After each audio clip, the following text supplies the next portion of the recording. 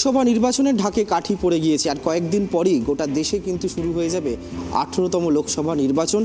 আর এই মুহূর্তে কিন্তু প্রত্যেকটি রাজনৈতিক দলে যারা প্রার্থী তাদের ব্যস্ততা তুঙ্গে রয়েছে, তারা প্রচারে ঝড় তুলছেন। আর এই মুহূর্তে আমরা চলে এসেছি হাওড়া লোকসভাতে আমরা আজকে এসেছি, এবং যার সঙ্গে আমরা আজকে কথা বলবো তার একাধিক পরিচয় রয়েছে এই মুহূর্তে। তিনি একজন বিশিষ্ট আইনজীবী, কলকাতা হাইকোর্টে দীর্ঘদিন ধরে তিনি প্র্যাকটিস করছেন, এবং তার সঙ্গে হাওড়া লোকসভা কেন্দ্রের বামফ্রন্ট মনোনীত সিপিআইএম প্রার্থী সব্যসাচী চট্টোপাধ্যায়। সব্যসাচীদা, ট্রাইব টিভিতে আপনাকে প্রথমেই স্বাগত জানাই। যেটা বলবো, এতদিন আদালতে দাঁড়িয়ে মানুষের জন্য লড়াই করেছেন, এবার আইনসভাতে নিজের লড়াই মানুষের কথা তুলে ধরার জন্য কতটা চ্যালেঞ্জিং? দেখুন, চ্যালেঞ্জ সবটাই চ্যালেঞ্জিং, কারণ আমাদের এগুলো লড়াইয়ের একটি অংশ। আমরা যারা বামপন্থী রাজনীতি করি, কমিউনিস্ট পার্টি করি, মার্ক্সবাদে বিশ্বাস করি, আমাদের কাছে এই জীবনের একটা মানে হচ্ছে জীবনটা লড়তে হয় এবং লড়াই করেই বেঁচে থাকতে হয়। আমরা যেমন আদালতের লড়াই, সেখানেও এই লড়াইটাকে মানুষের স্বার্থে যতটা ব্যবহার করা যায়, মানুষকে যতটা রিলিফ দেওয়া যায় তার চেষ্টা যেরকম করি, ঠিক তেমনিভাবে সামগ্রিক বৃহত্তর পরিসরে যেখানে রাজনীতির কথা আমাদের বলতে হয়, যেখানে আমাদের দেশের কথা বলতে হয়, আন্তর্জাতিক ক্ষেত্রের কথা বলতে হয়, যেখানে শহরের কথা বলতে হয়, গ্রামের কথা বলতে হয়, এই জায়গাটাতেও আমরা সেই লড়াইয়ের বার্তাটাই পৌঁছে দিতে চাই। আইনসভায় একজন কমিউনিস্টের যাওয়ার অর্থ একটু ভিন্ন রকম। আমরা জানি এর মানে কতটা গভীর হতে পারে। আইনসভায় যখন কমিউনিস্টরা গেছেন আমাদের দেশে বলুন, পৃথিবীর সর্বত্র বলুন, বা বামপন্থীরা যখন গেছে বলুন, সেই সময়ে সাধারণ মানুষের পক্ষে, গরিব মানুষের পক্ষে, মেহনতি মানুষের পক্ষে নীতি প্রণয়ন হয়েছে। যার জন্যে আপনারা জানেন যে এই যে বামপন্থী শব্দটি, লেফট কথাটা উঠেছে কোথা থেকে, এটাও কিন্তু সংসদীয় একটি জায়গা থেকে শব্দটার উৎপত্তি। যদি লেফট শব্দটায় যাই, যারা বাঁদিকে বসতেন তারা, যারা রুলিং ক্লাস, তাদের বিরুদ্ধে কথা বলতেন। এই যে জায়গাটা, আইনসভায় বামপন্থা যদি আমরা দেখি তাহলে দেখব যে যখন বামপন্থীরা আইনসভায় শক্তিশালী হয়েছেন, শুধু ভারতে নন গোটা পৃথিবীতে, ঠিক সেই সময় সাধারণ মানুষের কথা আইনসভায় উচ্চারিত হয়েছে, প্রতিধ্বনিত হয়েছে। বামপন্থীরা দুর্বল হন, সাধারণ মানুষের কথা বলার জায়গা কমে যায়, সাধারণ মানুষের কথাকে তুলে ধরার মানুষের সংখ্যা কমে যায়, যেটা আমাদের দেশে আজকের পরিস্থিতি।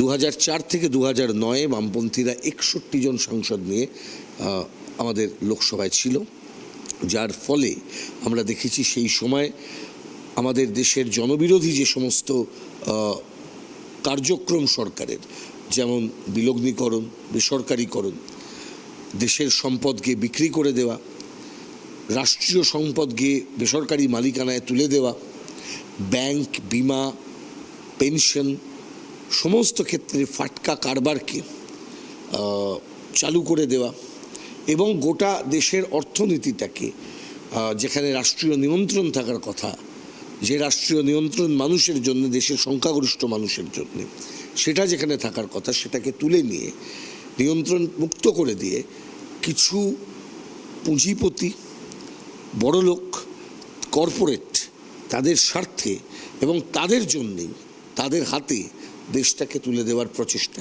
যার জন্য দেখবেন আজকের গণশক্তি কাগজ যদি দেখেন, সেখানে একদম আমাদের পার্টির বক্তব্য গণশক্তি পড়লে আমরা দেখতে পাই, সেখানে বলা হয়েছে দেশের সরকার, রাজ্যের সরকার, বিজেপি, তৃণমূল, এরা কর্পোরেটের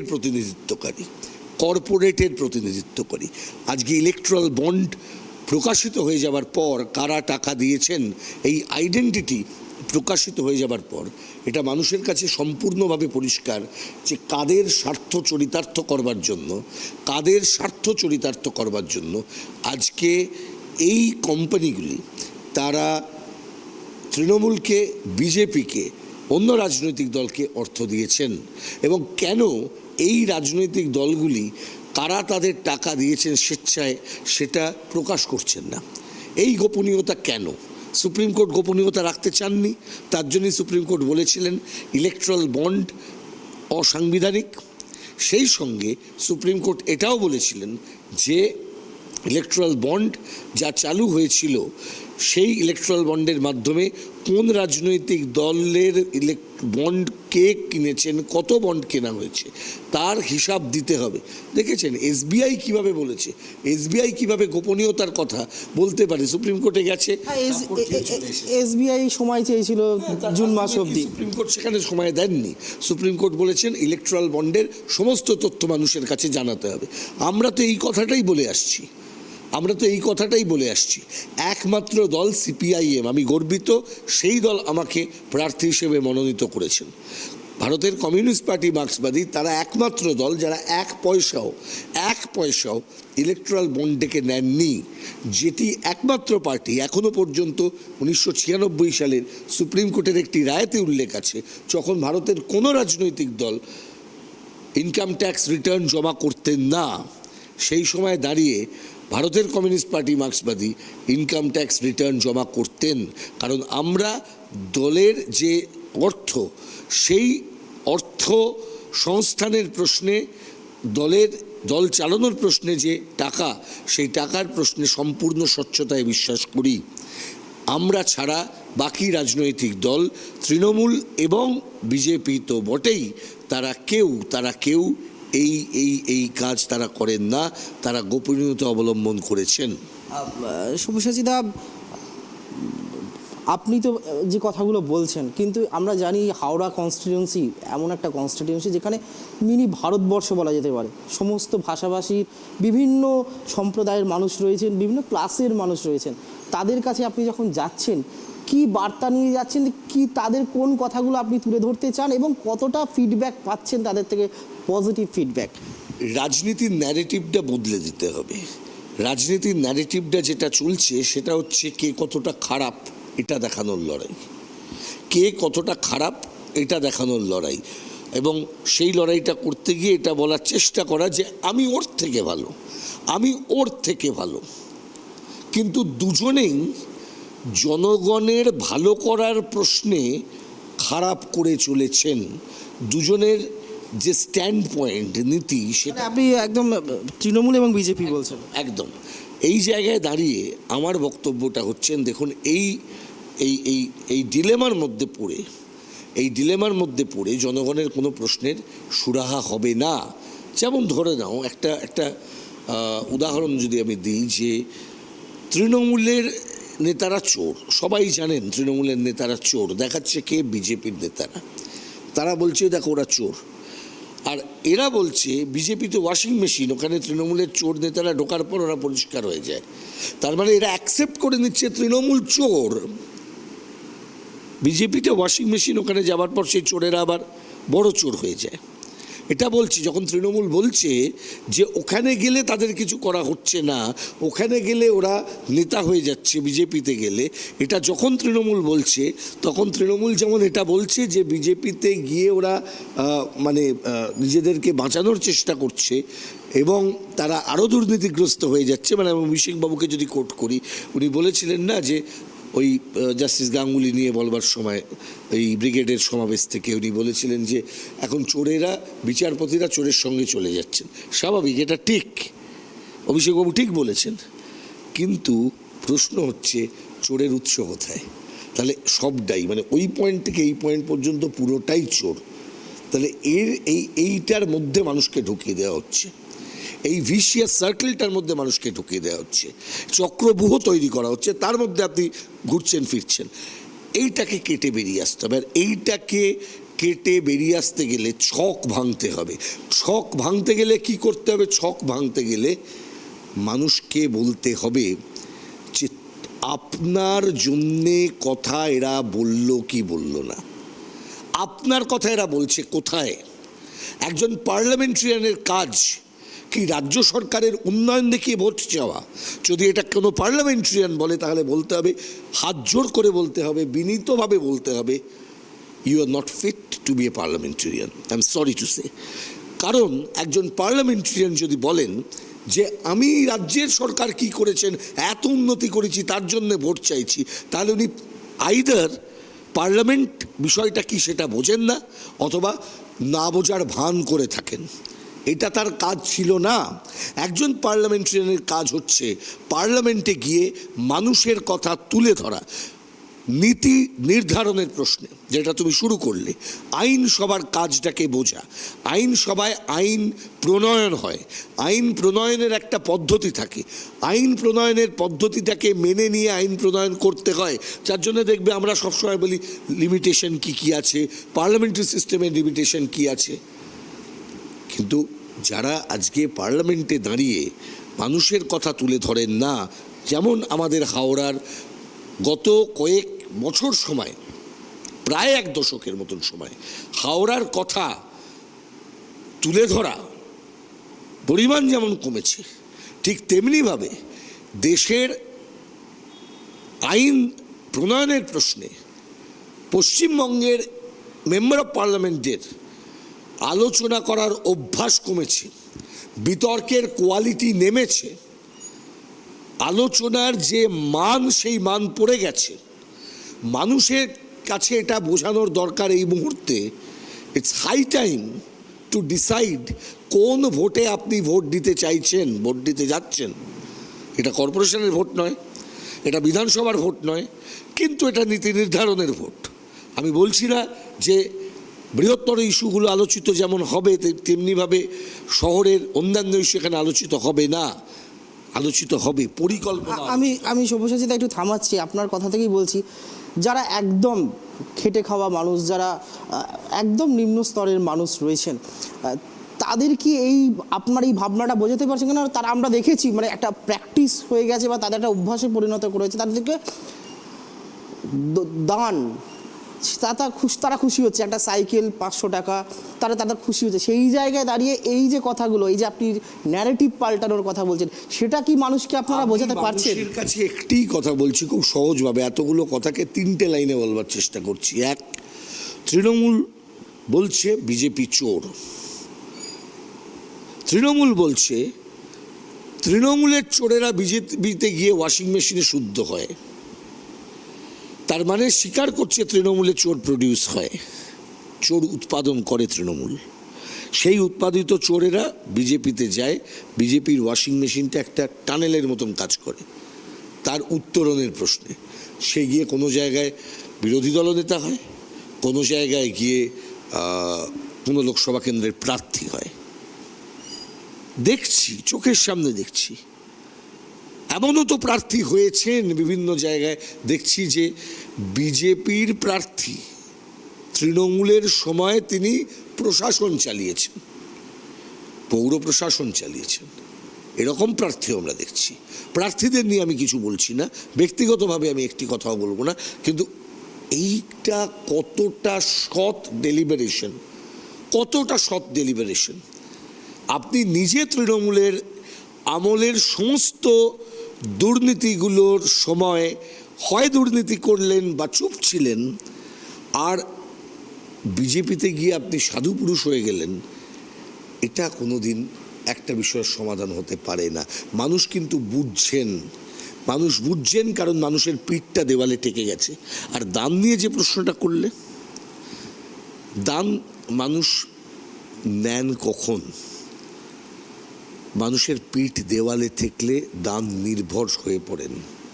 মানুষকে অপমান করার মতন ঔদ্ধত্য বা সাহস আমার নেই। আমার কেন, ভারতের কমিউনিস্ট পার্টি, মার্ক্সবাদী সেটা শেখায় না, এটা জ্যোতি বসুর পার্টি। এখানে এটাই শিক্ষার কথা যে মানুষ ইতিহাস সৃষ্টি করে। ফলে যারা ইতিহাস সৃষ্টি করেন তাদেরকে কখনো ছোট করার পক্ষপাতী আমরা নই। যারা বলছেন না দান নির্ভর করেছে বাংলাকে, বাংলাকে ভিখিরি করেছে, ওদের রিজেক্ট করার সময় বাংলার মানুষ কখনো ভিখিরি হননি, বাংলার মানুষ কখনো দান নির্ভর হয়ে যাননি। বাংলা সরকারটা চোরেরা চালায়, বাংলা সরকারটা দুর্নীতিগ্রস্ত। এখন যারা বাংলা সরকার চালাচ্ছেন তাদের মাথা পর্যন্ত পুরোটা দুর্নীতিগ্রস্ত, টপ টু বটম করাপ্টেড। সরকারের কৃতকর্মের দায় বাংলার মানুষকে অপমান করার জন্য যারা ব্যবহার করেন তাদেরকে যেমন রিজেক্ট করতে হবে, আর ঠিক তেমনিভাবে যারা এই পরিস্থিতির জন্য বাংলাকে আজকে এই জায়গায় নিয়ে এলেন তাদেরকেও রিজেক্ট করতে হবে। মানুষ বুঝতে পারছেন। এই একাধিক প্রকল্পের কথা আমরা যখন দেখতে পাচ্ছি যে দুটো বিরোধী দল যারা রয়েছে এই মুহূর্তে, একজন হচ্ছে ধর্মের নামে একদম পরিষ্কার করে বললে রাম মন্দিরের নামে ভোট করতে চাইছে। তারা বলছে যে নরেন্দ্র মোদীর রাম মন্দির সেই হাওয়াতেই এবার এনডিএ বা বিজেপি ক্ষমতায় আসবে। আর রাজ্যের দল বলছে ঠিক কেন্দ্রের বিরুদ্ধে বঞ্চনার অভিযোগ তুলছে, আবাস যোজনার টাকা দেয়নি, মনরেগার 100 দিনের টাকা দেয়নি, সেই ইস্যুগুলোকে সামনে রেখে এগোতে চাইছে। প্রচার করতে গেছিলাম আমি, তোমাকে সেগুলোর মানে ফুটেজও আমি তোমায় দিতে পারি। আমি প্রচার করতে গিয়েছিলাম এখানকার একটি পাঁচলা বিধানসভা কেন্দ্রের একটি নির্দিষ্ট পঞ্চায়েতে। সেই পঞ্চায়েতে যখন আমি গ্রামে ঘুরছি, গ্রামে গ্রামে, তখন আমি বেশ কয়েকটি বাড়ি দেখছি একদম জরার জীর্ণ অবস্থায়। আমি গিয়েছি সেই বাড়িগুলিতে, মানুষগুলিকে জিজ্ঞেস করেছি যে আবাস হয়নি কেন, ঘর হয়নি কেন। মানুষগুলো বলেছেন যে আমরা তৃণমূলের সাথে যাইনি তাই ঘর হয়নি। ঘরের মধ্যে দেখেছি কোনো হয়তো জায়গাতে সেই মানুষগুলোর ঘরে হয়তো কোনো জায়গায় কেন্দ্রীয় সরকারের যারা চালাচ্ছেন তাদের হয়তো পতাকা একটা দুটো রয়েছে। মানুষগুলোকে যখন জিজ্ঞেস করেছি যে কী পরিস্থিতি, যে কেন্দ্রীয় সরকার যারা আছে তারা তাহলে টাকাটা দিয়ে দিচ্ছে না কেন, তাদের কাছে উত্তর নেই। তাদেরকে বোঝানো হচ্ছে যে ওরা চুরি করেছে, আমরা টাকা আটকে দিয়েছি। শুনেছেন তো, এই যে বাংলার টাকা আটকানোটা নিয়ে যারা রাজনীতি করেন তারা কোনোদিন বাংলার ভালো চাইতে পারেন? বাংলার টাকা আটকে যারা রাজনীতি করেন বা বাংলার টাকা আটকানোকে নিয়ে যারা রাজনীতি করেন আন্দোলন না করে, তাদেরকে বাংলার মানুষ ক্ষমা করবেন? একদিন, দুদিন, 3 দিন বাংলার মানুষকে ভুল বোঝানো যায়, একটা বিধানসভা, দুটো বিধানসভা, 3টে বিধানসভা ভুল বোঝানো যায়, কিন্তু চিরকাল এই ঔদ্ধত্যের শাসন চলতে পারে না, না কেন্দ্রে না রাজ্যে। দুই দলের যে আপনি যেটা বলছেন যে এই ঔদ্ধত্যের শাসন সাধারণ মানুষ সাফার করছে, আপনি তো ইতিমধ্যেই প্রচার শুরু করেছেন, প্রত্যন্ত পঞ্চায়েত এলাকায় যাচ্ছেন, পৌরসভা এলাকায় যাচ্ছেন, কি ফিডব্যাক পাচ্ছেন? মানুষ কি বলছে আপনাকে? মানুষ বেরোতে চাইছেন, এই এই এই এই দমবন্ধ হওয়া পরিস্থিতি থেকে মানুষ বেরোতে চাইছেন। মানুষ চান তাদের কথাটা ধ্বনিত হোক, মানুষ চান তাদের জন্য নীতি প্রণয়ন করা হোক, মানুষ চান তাদের পক্ষে আইন তৈরি করা হোক, মানুষ চান দেশের সংবিধান যে অধিকারগুলি দিয়েছে সে অধিকারগুলি রক্ষিত হোক, মানুষ চান ভারত নামক দেশ, ভারত নামক দেশের যে মূলগত ভিত্তি সেই ভিত্তি রক্ষিত হোক, ভারতের বর্তমান যে চরিত্র সেটা রক্ষিত হোক, ধর্মনিরপেক্ষতা রক্ষিত। তুমি বলো তো, আজকে তারা রাম মন্দিরের হাওয়া নিয়ে কথা বলবে? রাম মন্দির, রামের সংস্কৃতি, রামের পুজো, রামকে কেন্দ্র করে আমাদের সংস্কৃতিতে গান, রামকে কেন্দ্র করে বিভিন্নভাবে প্রভাব সংস্কৃতির উপর, এটা আজকের, এটা বিজেপির নয়। বোঝানোর চেষ্টা করার এটাই, বিজেপি রামের এই ন্যারেটিভটাকে তাদের স্বার্থে তাদের মতন করে ব্যবহার করছেন। মানে কীরকম করছেন, মানে দেখবেন লোকে তো আগে আমরা দেখেছি কীরকম করে জয় রামজি কি লোকে বলেন তো, কথায় কথায় বলেন জয় রামজি কি, দেখা হলে এটা এটা এটা একটা কথার কথা, মানে কথা বলার সময় লোকের আমাদের একটা মানুষকে শুভেচ্ছা জানানোর একটা, এতে দেশের একটা বড় অংশের মানুষ এই ভাষা ব্যবহার করেন। কিন্তু তাকে ব্যবহার করা হচ্ছে কি বলে জয় শ্রীরাম, এমন করে দেওয়া হচ্ছে একটা ভয়, ভীতি সঞ্চার করো, ভয় দেখানোর জন্য ভগবান, ঈশ্বর, বিশ্বাস, ধর্ম তাকে ব্যবহার করা, এ ভয়ঙ্কর, এ ভয়ঙ্কর। ঠিক তেমনিভাবে উল্টো দিকে সিএ, এনআরসি সবটাই ভয় দেখানোর জন্য, ভয় তোমাকে তাড়িয়ে দিতে পারে। জানে না যারা ভয় দেখাচ্ছে দেশ থেকে একটা লোককেও তাড়ানো যাবে না, কোনোভাবে তাড়ানো যায় না। শুধুমাত্র তারা যেটা করতে পারে, দ্বিতীয় শ্রেণীর নাগরিক করতে পারে, একটা অংশকে অধিকার থেকে বঞ্চিত করতে পারে, দাস ব্যবস্থার পুনরায় তাকে কায়েম করতে পারে। কতগুলো লোককে বলবে আমরা এরা নাগরিক নয়, তাই বলছি কাগজ চাইলে দেবেন না, অ্যাপ্লাই করতে হবে না। কিসের জন্য অ্যাপ্লাই করবেন আপনি? আমরা বলেছি সিটিজেনশিপ অ্যামেন্ডমেন্ট অ্যাক্ট সম্পর্কে খুব পরিষ্কার কথা, এই আইনে আমাদের বিরোধের জায়গা একটা জায়গাতেই, যে এটা ইনক্লুসিভ নয়, এক্সক্লুড করতে চায় একটি অংশকে, একটি নির্দিষ্ট ধর্মকে, ধর্মের ভিত্তিতে, নির্দিষ্ট দেশের ভিত্তিতে কিছু অংশকে এক্সক্লুড করতে চায়। আমরা বলেছি কোনোদিন কোনো দেশের নাগরিকত্বের আইন এক্সক্লুসিভ এইরকম করে এক্সক্লুড করার জন্য হতে পারে, ইট শুড বি ইনক্লুসিভ। সব্যসাচীদা, আপনি যে কথাগুলো বলছেন, যে আপনি যে ফিডব্যাক পাচ্ছেন প্রচারে কি, যে মানুষ বেরোতে চাইছে এই দমবন্ধকর পরিস্থিতি থেকে, আদৌ কি আপনার মনে হয় যে মানুষ এই লোকসভা নির্বাচন, যে নির্বাচন হবে আপনার কেন্দ্রে 20শে মে ভোট, আদৌ কি মানুষ তার ভাবনা থেকে যেটা প্রয়োগ করতে চাইছে, তার নিজের ভোটাধিকারটা, নিজের মতামতটা প্রয়োগ করতে পারবে? আমাদের কি আবারও আমরা দেখব যে এই ভোট নিয়ে, ভোট পরবর্তী হিংসা নিয়ে হাইকোর্টে একের পর এক মামলা হবে?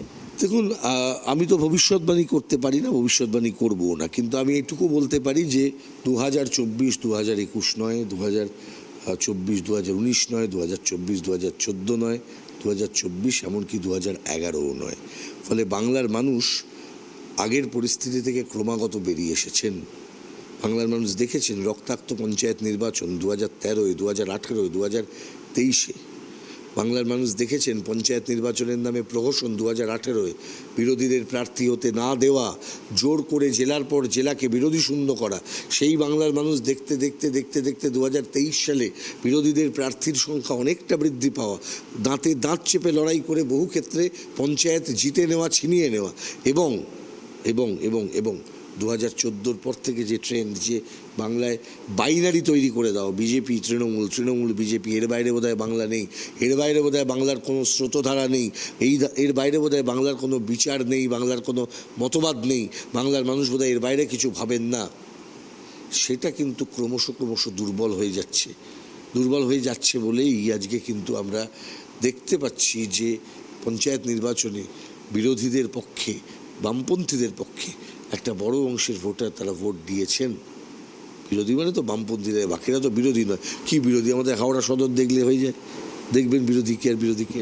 সভ্যতার সময় খুব কম, একদম কয়েকটা প্রশ্ন আছে খুব গুরুত্বপূর্ণ, যেটা হচ্ছে সন্দেশখালী কি এবারে ভোটে কোনো, বিশেষ করে রাজ্যে লোকসভা ভোটে কোনো প্রভাব ফেলবে? তোমার কি মনে হয়? সন্দেশখালী একটা ঘটনা, 2011 সালে যেদিন মমতা ব্যানার্জির সরকার এসেছিল, তারপর থেকে সন্দেশখালীর মতন এইরকম একটা ভয়ানক প্রশাসনিক হিংসা, প্রশাসন সমর্থিত হিংসা, প্রশাসন স্পন্সার্ড একটা ভয়ের পরিবেশ তৈরি করা, এটা তো সারা পশ্চিমবঙ্গ জুড়ে হয়েছে। সন্দেশখালী আলাদা কিছু নয়, সন্দেশখালীটা শুধু ধরা পড়েছে।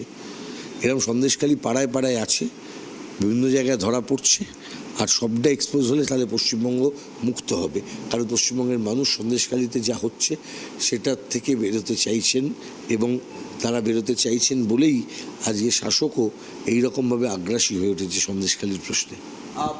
হাওড়া জেলা যদি আমরা অতীত দেখেছি আমরা যে অতীতে কোনো প্রার্থী চতুর্থবার টানা জিততে পারেননি। প্রসূন বন্দ্যোপাধ্যায় যে আপনার বিরোধী প্রার্থী রয়েছেন, তারও 3বার একটা উপনির্বাচন, তারপরে 2টো টার্ম। সেই জায়গায় তার কি মনে হচ্ছে আমার সেই মিথ কি বজায় থাকবে? আপনার, যদিও আমরা জানি আপনারা বলেন যে বামপন্থীরা ভবিষ্যৎবাণীতে বিশ্বাসী নয়, বামপন্থীরা ভবিষ্যৎবাণীতে বিশ্বাসী নয়, বা তারা সংখ্যাতত্ত্বেও বিশ্বাসী নয়, সেই জায়গায় দাঁড়িয়ে আপনি নিজেকে নিয়ে বা আপনার দলকে নিয়ে হাওড়ায় কতটা আশাবাদী? প্রসূনবাবুর প্রথম ভোট যেটা 2013 সালের, সেই ভোটটাও তৃণমূল কংগ্রেস জিততে পারতো না যদি বিজেপি তার প্রার্থী ঘোষণা করে সেই প্রার্থী প্রত্যাহার করে না নিত। দেয়াল লিখেও বিজেপি প্রার্থী তুলে নিয়েছিল, কারণ তখন 2014 আসেনি। মানে কেন ইন্টারকানেক্টেড? হাওড়া উপনির্বাচন, যে নির্বাচনে শ্রীদীপ ভট্টাচার্য প্রতিদ্বন্দ্বিতা করেছিলেন এই কেন্দ্র থেকে, আমাদের মনে আছে সেই নির্বাচনে সিপিআইএম, বামফ্রন্ট যথেষ্ট ভালো ফল করেছিল, এবং সেখানে বিজেপির প্রার্থী ঘোষণা করার পর তুলে নিয়েছিল। প্রসূনবাবু পরের 2টো নির্বাচন জিতেছেন, মোট 3টে নির্বাচন জিতেছেন। চতুর্থবারে জিতবেন কি হারবেন সেটা মানুষ ঠিক করবেন, কিন্তু মানুষ কিসের ভিত্তিতে ঠিক করবেন সেইটা আমি বারবার বলতে চাই। কেন ভোট দেবেন ওনাকে? আমার কথা শুনবেন না তৃণমূল কর্মীরা, তৃণমূলের নেতাদের কথা শুনুন। মুখ্যমন্ত্রীর পরিবারের সদস্য বলছেন, তার কথা শুনুন। বাবুন ব্যানার্জির কথা শুনুন। তৃণমূলের নেতারা বলেছেন, কালকে আনন্দবাজার পত্রিকায় বেরিয়েছে যে ওই কি মাঝে মাঝে তব দেখা পাই, চিরদিন কেন পাই না, এই রকম একটি খবর করা হয়েছে, তাদের কথা শুনুন। আমাদের কথা শোনার দরকার নেই, কারণ আমরা একটা কথাই বলছি যে তৃণমূল কংগ্রেসের কোনো সাংসদেরই কোনো ভূমিকা লোকসভায় নেই যে ভূমিকার জন্য পশ্চিমবঙ্গ তথা দেশের কোনো নীতির কোনো পরিবর্তন হয়েছে। বরং এমন ভূমিকা আছে বহু সময় গুরুত্বপূর্ণ নীতির প্রশ্নে আইন প্রণয়নের সময় তৃণমূলের নেতারা ক্যালকুলেটিভলি তারা অ্যাবসেন্ট থাকেন যাতে বিল তাড়াতাড়ি পাস হয়ে যায়। আবারও প্রশ্নটা করব যে আমরা অতীতে দেখেছি হাওড়া থেকে স্বদেশ চক্রবর্তী জিতেছেন, স্বদেশ রঞ্জন চক্রবর্তী সাংসদ হয়েছেন। তারপরে আপনি বললেন যে আপনারা হাওড়া জেলার সম্পাদক ছিলেন, পার্টি সম্পাদক শ্রীদীপ ভট্টাচার্য, তিনি দাঁড়িয়েছেন। সেই অর্থে দেখতে গেলে আপনি মানুষের জন্য কাজ করেছেন, আদালতে দাঁড়িয়ে মানুষের কথা বলেছেন, তাদের ইনসাফ পাইয়ে দেওয়ার চেষ্টা করেছেন।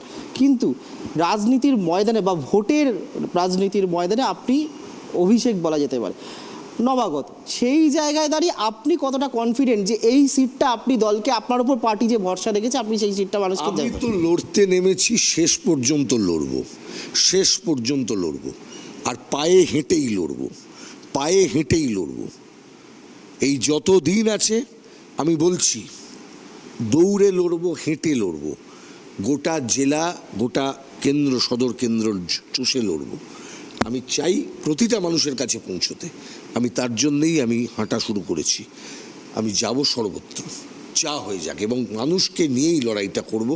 এবং আমি আত্মবিশ্বাসী, কারণ কমিউনিস্টরা আত্মবিশ্বাস নিয়েই কাজ করে, এবং আত্মবিশ্বাসের তাদের যে যেটা কি বলবো, মানে সোর্স অফ কনফিডেন্স, সেটা হচ্ছে আমাদের যে লড়াইয়ের প্রেরণা, যেটা দেখতে পাচ্ছেন সর্বত্রই সেটা হচ্ছে। আস্তে আস্তে আস্তে আস্তে চিত্রটা বদলাবে। যত মানুষের কাছে যাবেন, মানুষের অন্তরের সাথে যত কানেক্ট করতে পারবেন, তত আত্মবিশ্বাস বাড়বে। কারণ আমি জানি আমার বিরোধী দলগুলি তারা হয়তো নানা কারণে তারা হয়তো মানুষের সাথে কানেক্টেড, কিন্তু অন্তরের সাথে কানেক্টেড তারা নন। মানুষের মন তারা বুঝতে পারছেন না। তার জন্যে তারা এখনও পর্যন্ত মনে করছেন যে রাম মন্দির বা সিএতে ভোট হবে। কিন্তু বিশ্বাস করুন, এবারের ভোট হতে চলেছে কিন্তু রুজি ভাত কাপড়ের প্রশ্নে, মানুষের বেঁচে থাকার প্রশ্নে, দেশের ভবিষ্যতের প্রশ্নে। তাই আমরা বলেছি বিজেপিকে হাঁটাতে হবে দেশ বাঁচাতে, তৃণমূলকে হাঁটাতে হবে দেশ থেকে বিজেপিকে হাঁটাতে। 42টার মধ্যে বামেদের এবারে কি মনে করছেন কি হতে পারে রাজ্যে? ভালো ফল হবে, যথেষ্ট ভালো ফল। কোনো সংখ্যা? না, আমি কোনো সংখ্যা বলে দিলেন না, বলে আমি কোনো সংখ্যা নিয়ে কোনো ফোরকাস্ট করছি না, কিন্তু ফল ভালো হবে। শেষ প্রশ্ন, ফ্রি অ্যান্ড ফেয়ার ইলেকশন কি হবে? ফ্রি অ্যান্ড ফেয়ার ইলেকশন করতে হবে, কিন্তু প্রশ্ন ফ্রি অ্যান্ড ফেয়ার ইলেকশন কতটা হবে এই দেশের বর্তমানে। কারণ ইলেকশন কমিশন অফ ইন্ডিয়া সেই জায়গায় দেখেছেন কি হচ্ছে। ইলেকশন কমিশনে কারা আসছেন, কেন আসছেন, কিভাবে আসছেন, গণনার দিন বদলাচ্ছে, এই বদলাচ্ছে, সেই বদলাচ্ছে, নানা রকম প্রশ্ন উঠছে। একটা আনপ্রেসিডেন্টেড সময়ের মধ্যে দিয়ে আমরা যাচ্ছি। লড়াইয়ের ময়দানে নেমে যদি ইলেকশন কমিশনকেও নিরপেক্ষ করার লড়াই করতে হয়, যে লড়াই আমরা রাজ্য নির্বাচন কমিশনের বিরুদ্ধে করে করে করে করে করে করে আজকে একটা জায়গায় যাওয়ার চেষ্টা করছি, কিন্তু সেটা হচ্ছে না। কিন্তু জাতীয় নির্বাচন কমিশনের ক্ষেত্রে সেই লড়াইটাকেও কিন্তু তখন তীব্রতর করা হবে যদি দেখা যায় জাতীয় নির্বাচন কমিশন বায়াস কাজ করছেন, free and fair election conduct করতে পারছেন না। কিন্তু আমি মনে করি একটি স্বাধীন স্বায়ত্তশাসিত সংস্থা হিসেবে নির্বাচন কমিশন তাদের নিরপেক্ষ ভূমিকা ভারতের নির্বাচন পরিচালনার ক্ষেত্রে তারা পালন করবেন। আমরা কথা বলছিলাম হাওড়া লোকসভা কেন্দ্রের বামফ্রন্ট মনোনীত সিপিআইএম প্রার্থী সব্যসাচী চট্টোপাধ্যায়ের সঙ্গে। তিনি যেটা বলছেন, তিনি হাঁটবেন, তিনি দৌড়বেন, তিনি লড়বেন, শেষ দেখে ছাড়বেন, এবং তিনি আশাবাদী যে হাওড়া লোকসভা তো বটেই, রাজ্যে যে 42টা লোকসভা কেন্দ্র রয়েছে, আসন রয়েছে, সেখানে বামেরা ভালো ফল করবে, এবং সেই ব্যাপারে তিনি যথেষ্ট আত্মবিশ্বাসী। ক্যামেরায় স্বপন রায়ের সঙ্গে রেমিক মাঝি, ট্রাইব টিভি, হাওড়া।